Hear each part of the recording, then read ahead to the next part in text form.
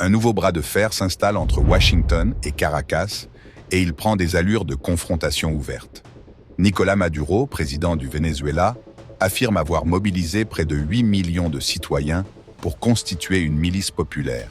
Selon lui, cette armée parallèle serait prête à défendre la souveraineté du pays face aux menaces des États-Unis. Ce chiffre, impressionnant sur le papier, est pourtant très contesté. Dans une nation de plus de 30 millions d'habitants, où plus d'un quart de la population a déjà quitté le territoire pour fuir la crise économique et politique, la réalité de cette mobilisation massive semble difficilement crédible. Beaucoup d'analystes estiment que le régime utilise surtout la propagande et l'effet d'annonce pour afficher une image de force et de cohésion nationale. Dans le même temps, les États-Unis ont choisi de répondre par la démonstration militaire. Washington a déployé 10 avions de chasse furtifs F-35 dans la région Caraïbe, en renfort d'une flotte de destroyers et de plus de 4000 marines.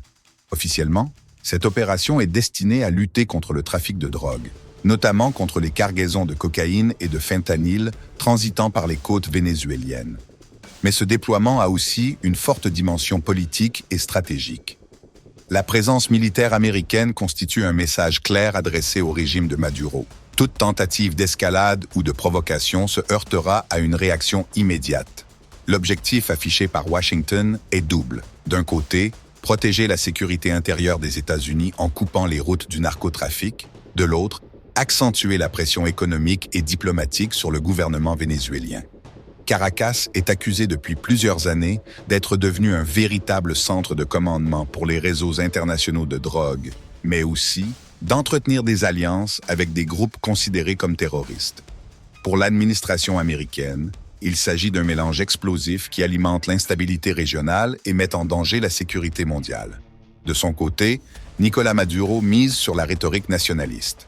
En appelant son peuple à la résistance, il cherche à transformer l'affrontement en une lutte symbolique entre un petit pays défendant sa souveraineté et une superpuissance accusée d'ingérence.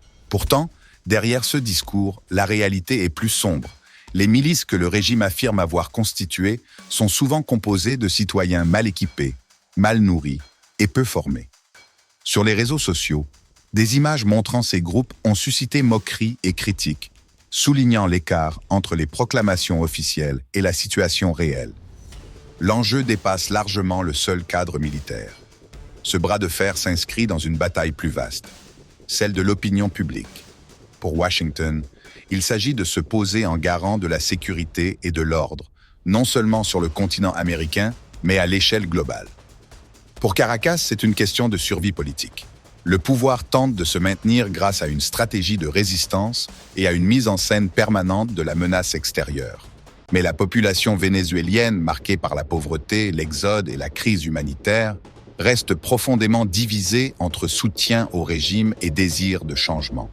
Si vous aimez ce type d'analyse et que vous voulez continuer à suivre avec nous l'évolution des grands conflits internationaux, pensez à vous abonner dès maintenant à la chaîne. Cela nous aide énormément à développer ce travail et à vous proposer chaque jour des informations claires et approfondies. L'avenir immédiat reste incertain. Les États-Unis semblent décidés à utiliser tous les leviers possibles. Sanctions économiques, isolement diplomatique et maintenant démonstration de force militaire. Face à cela, Nicolás Maduro n'a d'autre choix que de renforcer son discours de souveraineté et de résistance, espérant rallier autour de lui suffisamment de soutien pour tenir. Mais la question demeure, jusqu'où ce bras de fer peut-il aller? Et surtout, à quel prix pour le peuple vénézuélien déjà durement éprouvé?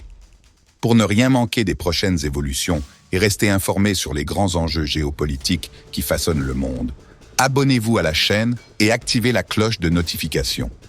Votre soutien est précieux et nous permet de continuer à vous fournir un contenu de qualité.